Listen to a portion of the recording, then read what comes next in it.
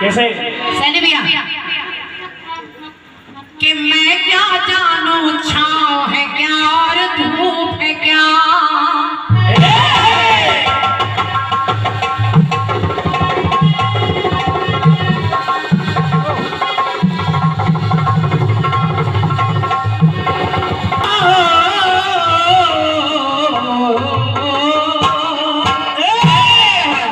कि मैं क्या जानू छाँव है क्या और धूप है क्या। और रंग बरसती रंग बदलती इस दुनिया का रूप है क्या। अच्छा अच्छा तो ये क्या है, एक मंदिर है, इस मंदिर में एक मूरत है। ये मूरत कैसी होती है, तेरी सूरत जैसी होती है। क्या है, एक मंदिर है। माल चल रहा है सैनी भैया, ये क्या है भैया। तो जवाब आया ये मंदिर है। फिर सवाल आया इस मंदिर में एक मूरत है। फिर सवाल आया क्या, ये मूरत कैसी होती है, तेरी सूरत जैसी होती है। तो ये क्या है, एक मंदिर। भगवान श्री राम लक्ष्मण छोटे छोटे हैं। एक बार उनके घर में विश्वामित्र गुरु आए। विश्वामित्र जी ने राजा दशरथ से कहा कि हे राजन, अगर आप कहें तो मैं एक चीज मांग लूं। राजा दशरथ ने कहा मांग लीजिए। तो गुरुवर ने कहा कि हम चाहते हैं ये दोनों छोटे बालक राम लक्ष्मण आप मुझे दे दीजिए, हम इन्हें वनवास वन में ले जाएं, जंगल ले जाएं। राजा दशरथ सोचने लगे, एक तो बुढ़ापे में 4 पुत्र बड़ी मुश्किल से पैदा हुए, 2 को ये ले जाना चाहते हैं। कहा क्यों ले जाना चाहते हैं, तो ईश्वर ने कहा कि वहाँ जब हम यज्ञ करते हैं तो वहाँ के ऋषि मुनियों के यज्ञ में दैत्य आकर उनके सारे प्रसाद सारी सामग्री को पानी में फेंक देते हैं। हम चाहते हैं ये बालक जाएंगे तो वहाँ हमारी रक्षा में खड़े रहेंगे, ये शूरवीर बालक हैं। राजा दशरथ ने सोचा कि अच्छी बात है, मेरे बालक किसी अच्छे काम में आएंगे। अब राजा दशरथ दोनों बालक को दे देते हैं और विश्वामित्र लेकर चले। जब जाने लगे तो राजा राम जी से विश्वामित्र जी कहने लगे क्या, हे राम राह के स्थल खास दिखाऊंगा,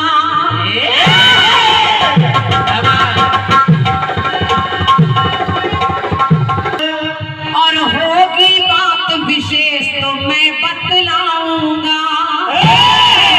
अब चलते चलते राम जी एक जगह पहुंचे तो राम जी ने सवाल किया क्या कि ये क्या है। तो गुरु जी ने कहा ये आश्रम है। कहा आश्रम, तो इस आश्रम में गुरु जी ने कहा ऋषि रहते थे। कहा ऋषि कौन, तो गुरु जी बता रहे हैं ऋषि पत्नी पे रहमना करते थे। ऋषि पत्नी पे रहमना करते थे, दुख दिए वो दुख ना हरते थे। तो ये क्या है, ये आश्रम है। ये क्या है, आश्रम है। सूखे पेड़ विहंगना दिखती हरियाली।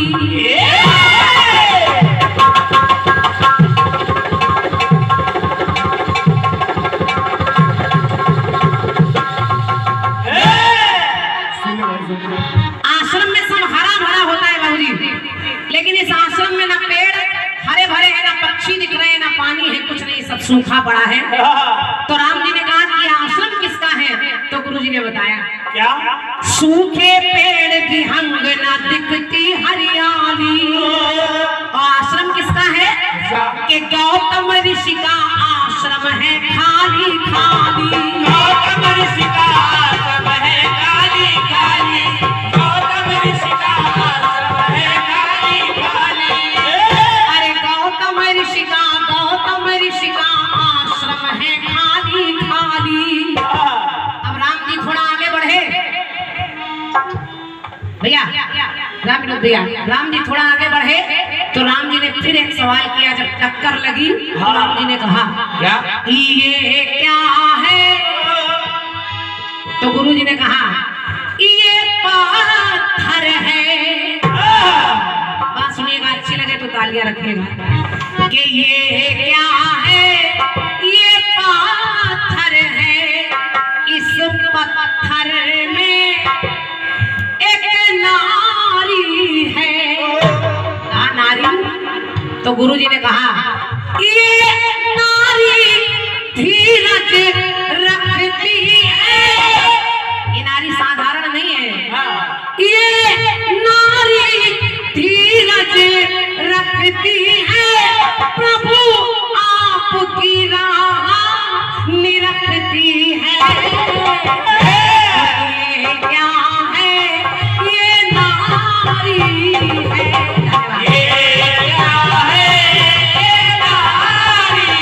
तो गुरु जी कहने लगे क्या?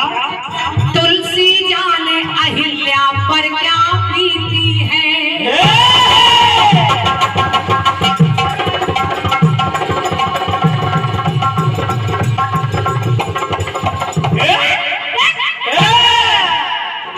कि तुलसी जाने अहिल्या पर क्या प्रीति है। ये बेकसूर है, ये बेकसूर है, ये बेकसूर है। पत्थर बन के जीती है। जब कहा पत्थर बन के, तो लक्ष्मण ने देखा कि तुलसी के पौधे के नीचे, तुलसी के पौधे के नीचे एक बड़ा सा पात्र रखा है। तो लक्ष्मण ने फिर सवाल किया, कहा हे गुरुजी अब ये क्या है? तो गुरुजी ने कहा ये दीपक है। कहा दीपक? तो इस दीपक में नहीं बाती है। आप बाती क्यों नहीं? तो गुरुजी ने कहा क्या? हर बाती दीप में पलती है। और बनी क्या? गाने की विशेषता इतनी है कि एक ही जगह से गीत चल रहा है। हाँ, समझ में मिले, इधर उधर नहीं है। आश्रम का ही पूरा किस्सा है और कहीं का नहीं है, बस गाना वही है। हाँ। बाती क्या है? बाती है अहिल्या, और दीप है आश्रम, और जो तेल है वो है गौतम ऋषि। तो राम जी ने कहा कि हर बाती दीप में पलती है, बिन तेल स्वयं ही जलती है। ये क्या है? ये आश्रम है। ये क्या है? ये आश्रम है। कौन है? वो है अहिल्या, और राम का इंतजार कर रही है। भगवान ने अपने चरणों की धूल लगा दी तो मेरी पंक्ति कह रही है क्या? कि प्रभु की चरण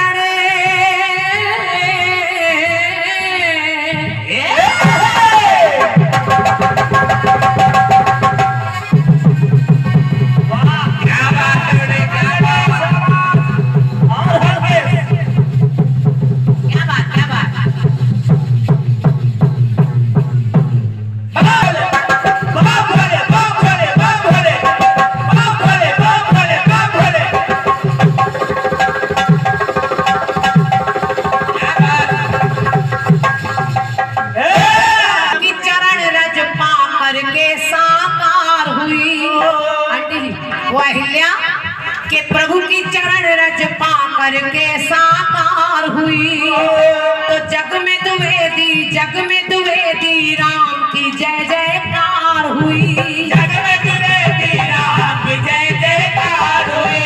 जग में द्विवेदी राम की जय जयकार हुई। के जग में